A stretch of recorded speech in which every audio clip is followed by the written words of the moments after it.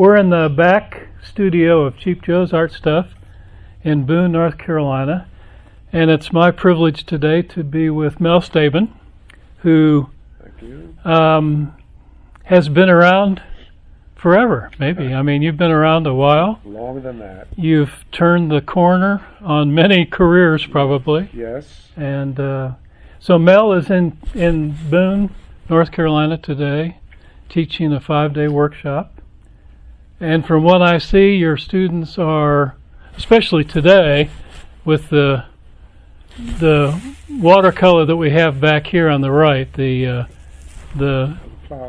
flower watercolor. Yeah. They're having a really fun time doing that. So tell us a little bit about yourself, Mel, and when you discovered art, and who you've taken classes from, and what your goals are for your students this week when they leave. So sure. It's kind of open-ended, kind of relaxed. When I was 7 years old, about 10 years ago, my brother enjoyed painting. Yeah. And that was the first influence, I guess, in my career. And then I got into a career of advertising in New York City. I attended Pratt Institute at night while I was working in New York City.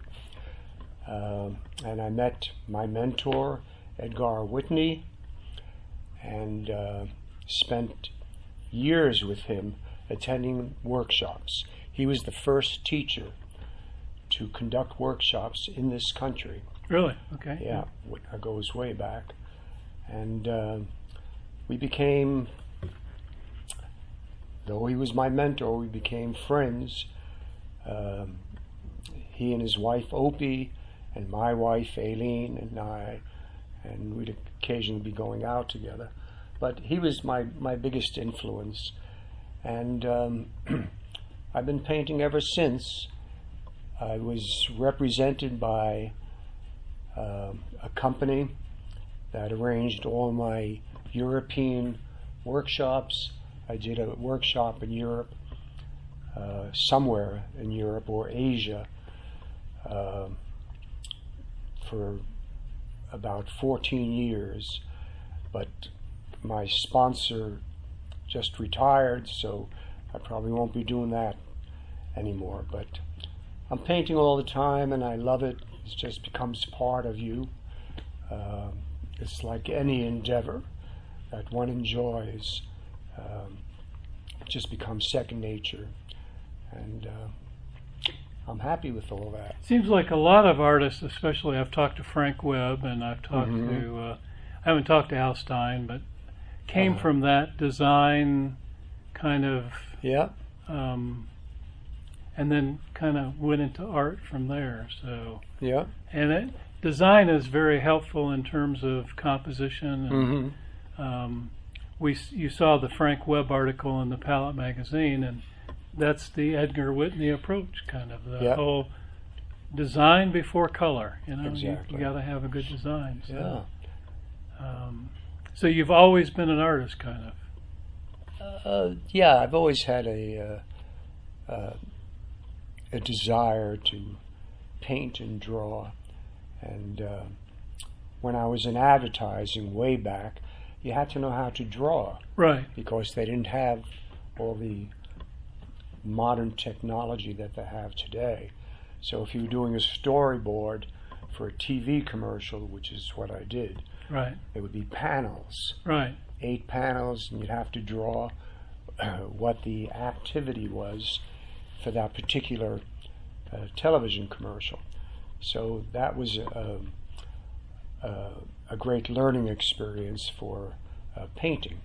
And I was doing both at the same time, working day and night, happily. Had great energies back then, and I still do, especially at Cheap Joe's, because they knock the hell out of me. Yeah.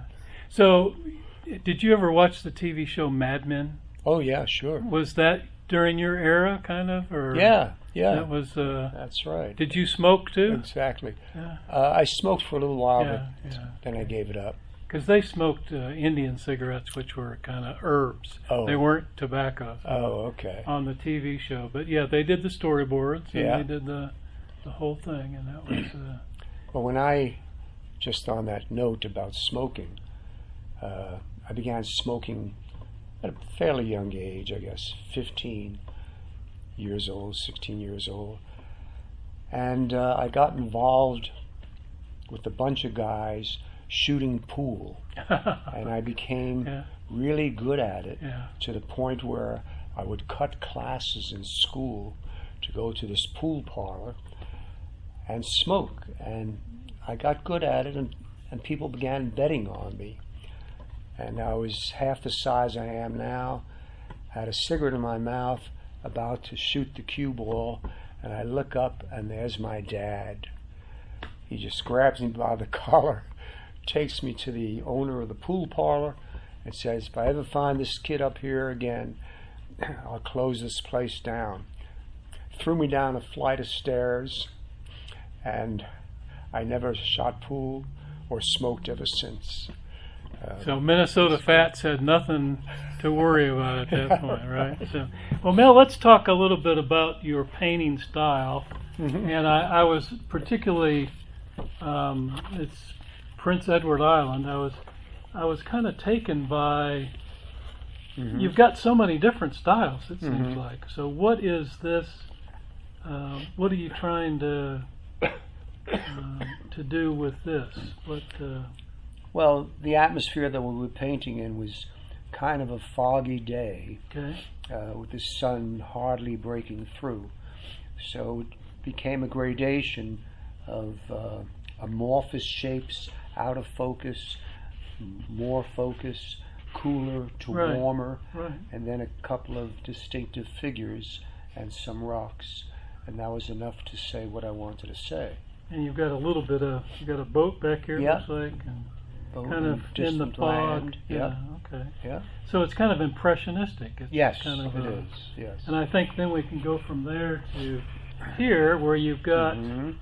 a lot more. And one of the things I noticed that your transparency is very evident in terms of transparent watercolor, Mhm. and that's kind of a traditional. Yeah. Yeah, I think watercolor is at its best when it's let go, Okay. free, and it behaves like, as I said in my book, it behaves like a naughty child. Just throw paint on and it goes where it wants to go, and that's what I try to get into the painting. Now, did you know where you wanted to go when you started here? Started this painting? I mean, did you? as far as Well, the as far as development? here, you got all this foreground, and then you got Mhm. kind of the background, which is at the top. Yeah. So the divisions of the paper is an important thing. Right. So here we have like 3 inches of sky and 12 inches of foreground, Right. and a diagonal for the water. So shape becomes important But it makes over time. yeah. I mean, it makes you feel like you're present Mm-hmm. in the painting. So. Yeah. So um, most of the detail, Right. just wanted to say, most of the sense of detail is in the foreground. Right. Back here it gets just a little bit more atmospheric, Right. and that creates the distance. So once again, the transparency. Right? And then you've got something that's like, well, less transparent. Mm-hmm. What do we? Yeah, I mean that's almost a different style. Excuse me. I don't know if I should take that as a compliment or Well, not. no, I mean it's almost like a different artist. Yeah. You went from the atmospheric painting Yeah. to the kind of detail to this is kind of not as much detail. No, just well, value relationships are everything. Okay. So even though these guys are small, Right. they're just the whites that are introduced Right. against the purples and the lit rooftops Right. is enough to make them stand out, augmented with the darks that are behind it, and then this is just wild. Right. I mean, I love, and hopefully they can see it, the kind of the flaring of the cloudy, how you kind of controlled your paint and made it look real. I mean, even though it's a watercolor, it's still, Yeah. What's not to like about, and then we've got another atmospheric, which is the first one I saw. Kind of the now that a nice dark mat around it might would that be it? Yeah. So the nature of fog is that there's nothing terribly vibrant color-wise or distinct, right? Yeah. It's the recession of close-ups of something, in this case rocks, getting less and less definition into almost an amorphous background, except for a couple of silhouettes of figures, painted wet and wet, because it's fog, and fog is kind of a wet atmosphere. Well, would it be hard for a newbie to do that kind of thing? Not if they are encouraged to let themselves go. Okay. But you're correct. Beginner painters work in little areas and tight. What I call a tick-tock painter, where the heads go back and forth to the detail. I always suggest take a long look at your subject, digest what is the essence of the subject, and then don't look at it again. Go back once or twice for maybe some little reference. Okay. Well, that's good. Let's see what's hiding behind that. Oh, another very nice. Who did that? Oh, that was me. That was you. I mean, you can almost tell why I thought there's kind of different. There's just different approaches. Different approaches. It seems like more opaque, less opaque, kind of natural. This one you have less down here and more up here. You know, it's kind of like. So it suggests a different mood. Yeah, it does. But if you're painting in this medium, the overall painting has got to be transparent. Right. Beginner painters or less experienced painters will see a dark boat and they'll go in there and keep on hitting it until it's opaque and it loses the brilliance of a watercolor. Right. So my watercolors take an hour for a demonstration, sometimes a half hour. The quicker, the better. Right. The less worry, the better. In this particular medium. Get in and get out. Yeah. Get in, that's right. Don't overwork it. Exactly. But let it do what it's supposed to do. And so. Exactly. Well, let me ask a very pointed question. You come into a class, you got 5 days with these students. What is your goal for them at the end of the week? What do you want them to go home with? What do you work toward them taking away from being with Mel Stabin for a week? I just want them to go home. No. If you didn't notice, Mel's got a real good sense of humor there.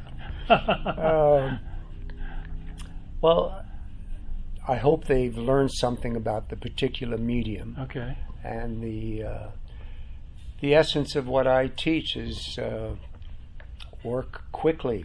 Right. That's really important. Don't suffer over it. Better to do 3 paintings that are failures because the 4th one you're going to hit it, rather than worrying and attempting to make a masterpiece out of the one that you're working on. You know, it's a very what should I say? Very forgiving medium to work with. So if you don't get it the first time, throw it away, rip it up, do whatever, do another one and another one. You'll get it eventually. Well, and it's interesting getting to know you during this 5-day period. I've only been in and out of your class a few times, but you've got a humorous side that belies your seriousness. I mean, you're a very serious, dedicated, let's get to work kind of person. But yet you've got this other side that's kind of, you know, it's like that thing that gets knocked down comes back up. I mean, you're kind of slapsticky humor, kind of. And that's an interesting juxtaposition, would you say? Serious but humorous. Yeah.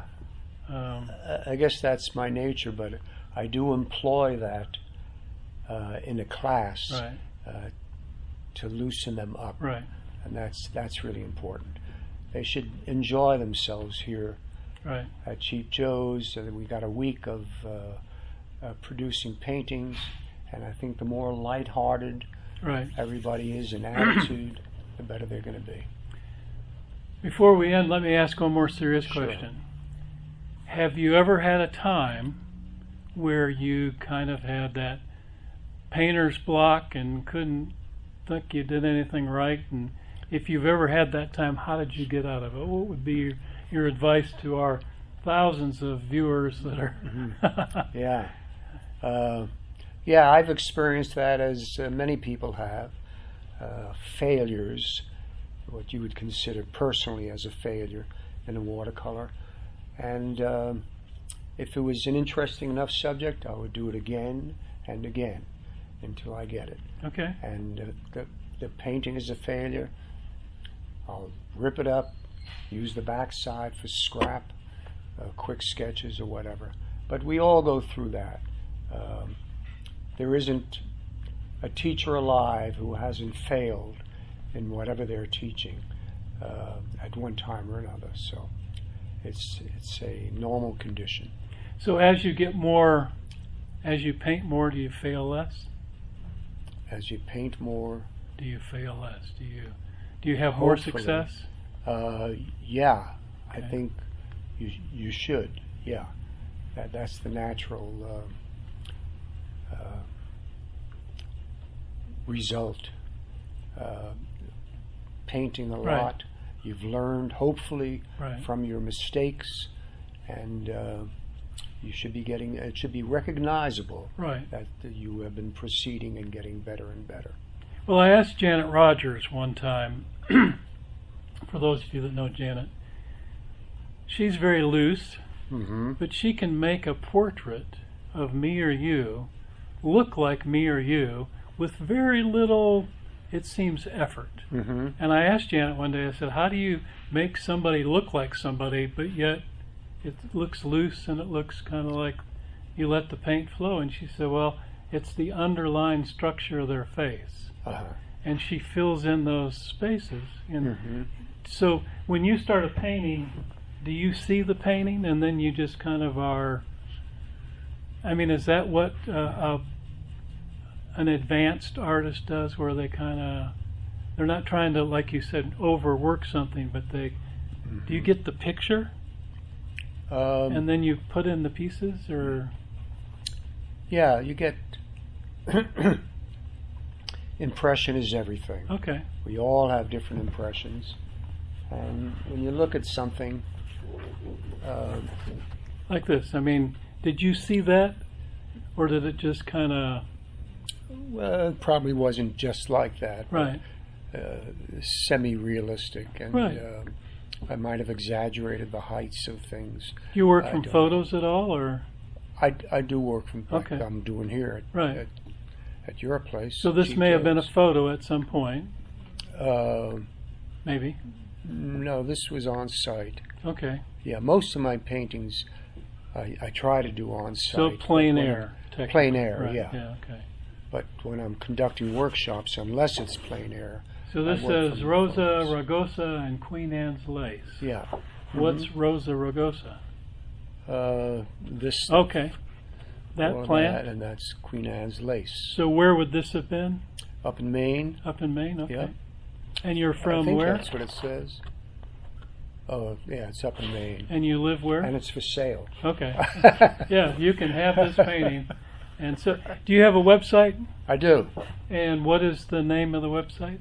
MelStabin.com. MelStabin.com. And I checked out his website before this interview, and there's some fantastic stuff up there. There's some Thank you. lots of information, lots of good paintings, and you really get a sense of what Mel does by looking at all those paintings. I mean, it's just the Edgar Whitney to Mel Stabin kind of.